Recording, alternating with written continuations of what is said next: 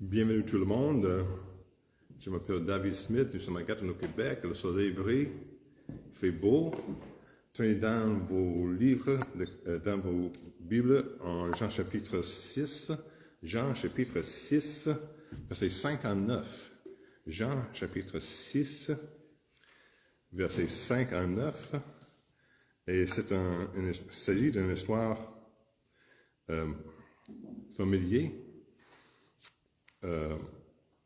Une histoire familière, la multiplication du pain, mais on va parler de ce qui se passait juste avant ça.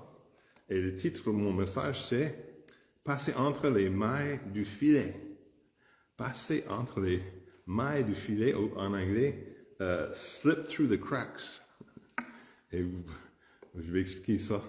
La raison pour ce titre-là dans un instant. Bien, avant que nous commençons, alors c'est le 11e dans une série que j'ai commencée qui s'appelle Du berceau à la croix. Mais avant que nous commençons, on va prier. Prions Dieu.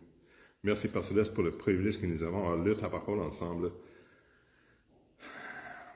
Que tu puisses être avec chacun de nous, que tu puisses empêcher la puissance des ténèbres de nous empêcher à concentrer, à savoir ce que tu veux nous enseigner à travers ta parole, à travers ce message, et que tu puisses ouvrir nos cœurs et nos esprits et nous aider à mettre quelque chose que nous apprenons aujourd'hui dans nos cœurs et pour grandir dans la foi et pour être capable de le partager aux autres pour les encourager.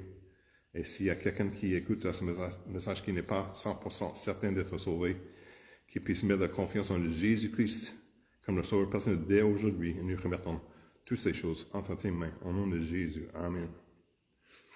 Passer entre les mailles du filet. J'arrive à porter un filet, mais je pense que vous savez. Alors, les mailles, ce sont les trous où les fils croisent dans un filet, alors que les petits poissons puissent passer entre les mailles du filet. Alors, slip through the cracks, c'est la version en anglais. Puis, il s'agit de quelque chose qui peut-être est inaperçu, mais on va discuter ça aujourd'hui.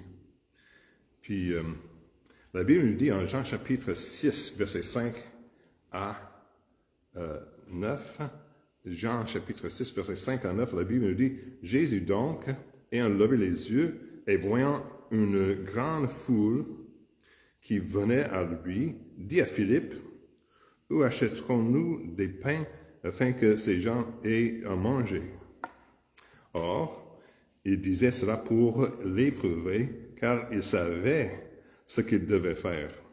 Philippe lui répondit, « 200 deniers de pain ne leur suffirait pas pour que chacun prie un peu. » L'un de ses disciples, André, frère de Simon-Pierre, lui dit, « Il y a ici un jeune garçon qui a 5 pains d'orge et 2 poissons, mais qu'est-ce que cela pour tant de gens? » Qu'est-ce que cela pour tant de gens?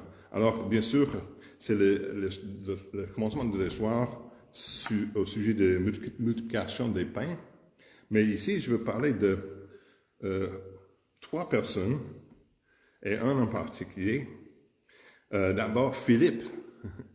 Philippe est un réaliste, et en verset 7, après que Jésus a dit où est-ce qu'on va avoir la nourriture pour les donner à manger, puis Philippe a répondu dans verset 7, Philippe lui répondit, 200 deniers de pain ne leur suffiraient pas pour que chacun prie un peu. Puis ensuite, André est plus rationnel, au moins il a trouvé un garçon avec son repas, son lunch, et qu'il a dit dans versets 8 et 9, il a dit, l'un de ses disciples, André, frère de Simon, lui dit, il y a ici un jeune garçon qui a 5 pains d'orge et 2 poissons, mais qu'est-ce que cela pour tant de gens? on va se concentrer, on focalise souvent sur l'incrédulité de Philippe et d'André. Pourtant, un seul verset révèle l'image d'un fidèle serviteur de Dieu. Dans verset 9, il dit, il y a ici un jeune garçon. Il y a ici un jeune garçon qui a 5 pains d'orge et 2 poissons. Mais qu'est-ce que ça sera pour tant de gens? Il y a ici un jeune garçon. Alors, ce jeune garçon, c'est le sujet du message, ce qui peut être passé entre les mailles du filet, inaperçu. D'abord, ce jeune garçon est un nom reconnu. Un nom reconnu. Quel était son nom? Le nom de ce garçon? On ne sait pas. Qui était-il? On ne sait pas. Qui était là? Peut-être sa mère lui a donné son lunch parce qu'il voulait y aller. Alors, c'était un héros méconnu. Un héros méconnu. Et nombreux sont ceux, et pour parler des gens qui travaillent pour le Seigneur, qui font des choses pour le Seigneur, inaperçus, nombreux sont ceux qui servent Dieu sans reconnaissance, sans qu'ils annoncent ce qu'ils ont fait, ou sans être reconnus par les autres. C'est pourquoi, ce n'est pas pourquoi ils font des choses pour le Seigneur, qu'ils servent le Seigneur. Ils servent le Seigneur parce qu'ils aiment le Seigneur, ils veulent servir le Seigneur. Mais il y a nombreux de ceux qui servent Dieu sans reconnaissance. Alors, deuxièmement, ce garçon était non sollicité. Non sollicité. On a offert la nourriture du garçon sans qu'on lui demande. On a offert la nourriture du garçon sans qu'on lui demande. On a supposé qu'il renoncerait à sa nourriture. Ce qui est, pour donner un parallèle de cet exemple, ceux qui servent fidèlement sont souvent appelés à servir et à renoncer à aux choses que personne d'autre ne veut faire sans même qu'on le demande. Alors, il y a beaucoup de gens qui servent, qui renoncent, qui servent et à renoncer des choses que personne d'autre ne veut faire sans même qu'on leur demande. Et troisièmement, un manque de reconnaissance. Un manque de reconnaissance. Personne n'a remercié le garçon. Au moins, ce que nous voyons dans les paroles ici, personne n'a remercié le garçon. Personne n'a reconnu le garçon devant la foule. Ils n'ont pas dit, voici le jeune garçon qui a donné son lunch afin que Jésus puisse faire ce miracle pour commencer. Alors Jésus aurait pu faire le miracle de rien, mais il a pris le lunch de ce garçon, il a partagé le pain et le poisson pour donner à plusieurs à manger, plusieurs mille à manger. On ne sait pas comment qu'elle a fait ça, si elle a fait comme une magicienne ou quelque chose en arrière de son dos. Comment la Bible n'explique pas comment elle a fait ça, mais ils disent simplement qu'il a multiplié le pain et les poissons, que tout le monde a eu assez pour se rassasier. Alors, bien souvent, ceux qui servent Dieu ne sont jamais appréciés, mais plutôt maltraités ou pas remerciés. Alors, mais ils servent le Seigneur pour le désir pour plaire au Seigneur, pas pour être reconnu par les autres. Mais c'est ça que ce garçon a fait pour le Seigneur, pour que le Seigneur a utilisé. Il était là, il a donné ce qu'il avait, qui n'était pas beaucoup, mais il veut servir le Seigneur avec ce qu'il avait.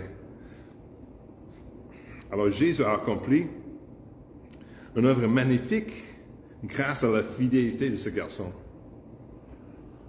Jésus a accompli une œuvre magnifique grâce à la fidélité d'un garçon. Alors, la multiplication de pain pour donner la foule à manger. Dieu peut accomplir des miracles à travers vous si vous êtes fidèle. Peut-être pas exactement comme ça, mais il peut faire des choses miraculeuses avec vous si vous êtes fidèle et disponible et voulant lui servir. N'êtes-vous pas reconnu, sollicité et ou apprécié? Regardons ce que la Bible dit en Matthieu chapitre 20. Matthieu chapitre 20.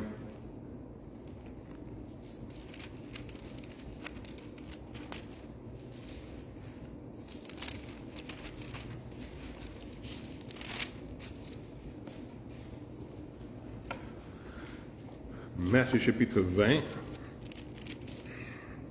et versets 20 à 28. Matthieu 20 et versets 20 à 28.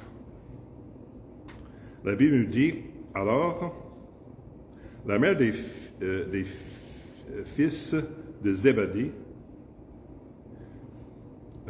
on sait que c'est Jean et Jacques, mais il ne dit pas dans ce passage, mais il s'agit de Jean et Jacques. Il y avait deux frères quand j'étais à l'école pour la formation biblique qui étaient frères et ils disaient comme Jean et Jacques s'appellent les fils de tonnerre. Dans un autre passage, ils se présentaient comme les fils de tonnerre. Alors, Jean chapitre 20, verset 20, la Bible nous dit, alors, la mère des fils de Zébédée s'approcha de lui avec ses fils et se prosterna pour lui demander quelque chose. Il s'agit de Jacques et Jean. Mais la mère dit, il lui dit, Jésus lui dit, et il lui dit, que veux-tu? Elle lui dit, ordonne que mes deux fils qui sont ici soient assis l'un à ta droite et l'autre à ta gauche dans ton royaume. Mais Jésus répondant, leur dit, vous ne savez ce que vous demandez. Pouvez-vous boire la coupe que je dois boire ou être baptisé du baptême dont je dois être baptisé? Ici, Jésus parle de la souffrance qu'il doit endurer ainsi que de la mort qu'il doit souffrir pour sa cause. Il dit, pouvez-vous boire la coupe que je dois boire ou être baptisé du baptême dont je dois être baptisé? Les deux frères, ils lui dirent, nous le pouvons. Nous le pouvons. Et à vrai dire, ces deux disciples ont souffert. Et Jacques, on voit plus tard, je pense que c'est en Actes chapitre 12, je dois regarder, mais Jacques était le premier des disciples qui a été tué, et était un martyr pour sa foi, qui est mort pour sa foi. Alors, il avait raison, qu'il était prêt.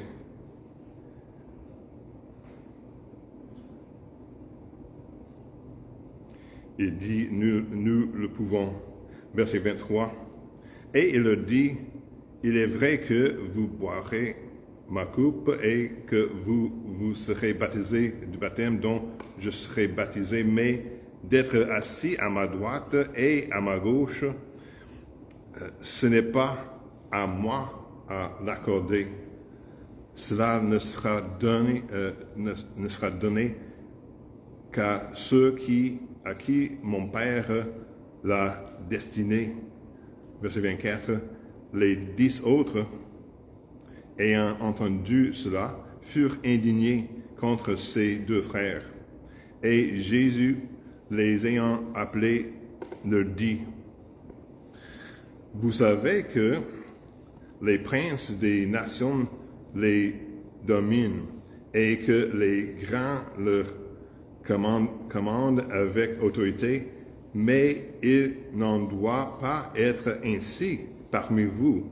Au contraire, quiconque voudra être grand parmi vous, qu'il soit votre serviteur. » Laisse-moi répéter cette dernière partie que Jésus a dit. « Quiconque voudra être grand parmi vous, qu'il soit votre serviteur. Et quiconque voudra être le premier entre vous, qu'il soit votre esclave. Comme le Fils de l'homme est venu non pour être servi, mais pour servir et donner sa vie en rançon pour plusieurs. » Alors, c'est pourquoi Jésus est notre exemple ultime, n'est-ce pas?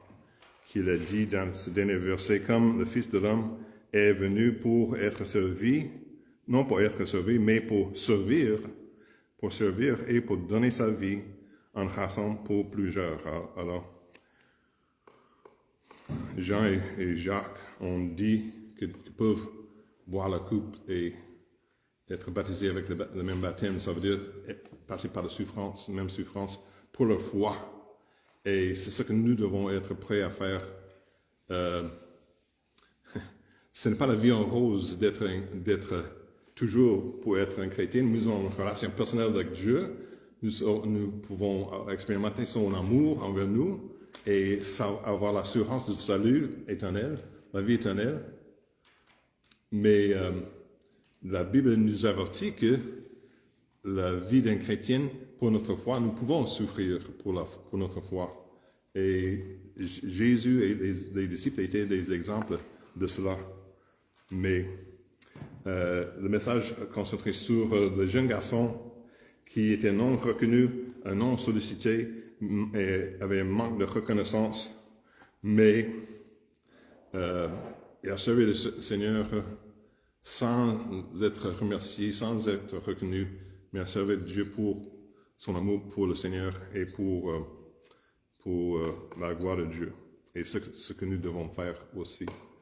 Bon, alors, et l'exemple ici à la fin, que Jésus est mort pour nos péchés, car Dieu a tant aimé le monde qu'il a donné son Fils unique, afin que quiconque croit en lui ne périsse point, mais qu'il ait la vie éternelle. S'il y a quelqu'un qui écoute ce message, qui n'est pas 100% certain d'être sauvé, Jésus est mort à la croix pour vos péchés, pour mes péchés, pour le péché du monde, mais nous devons approprier, nous devons l'accepter. C'est pas assez pour connaître que Jésus est mort pour nos péchés. Nous devons croire que Jésus est le Fils de Dieu, Dieu le Fils, qui est mort pour nos péchés, pour être un substitut pour nos péchés. Et par la grâce, par la foi, quand nous mettons notre confiance en lui, la Bible nous dit que nous puissions avoir la vie éternelle. Nous avons le salut et avoir une relation personnelle avec Dieu à travers la foi en Jésus. Prions. Merci, Père Céleste, pour le privilège que nous avons à lire ta parole ensemble. Merci pour cette soir qui passe des fois inaperçue.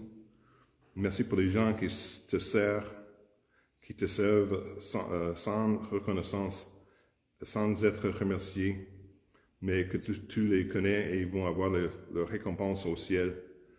Et nous prions aussi pour les gens, s'il y a quelqu'un qui écoute à ce message qui n'est pas 100% certain d'être sauvé, qui puisse mettre la confiance en Jésus comme le Sauveur qui est mort sur la croix pour eux. Et nous remettons toutes ces choses entre tes mains au nom de Jésus. Amen. Amen. Que le Seigneur bénisse. Si vous avez des questions au sujet du salut ou au sujet de la Bible, n'hésitez pas à me contacter. David Smith, alors, sur notre site web, églisebibliquebaptiste.com. Que le Seigneur bénisse.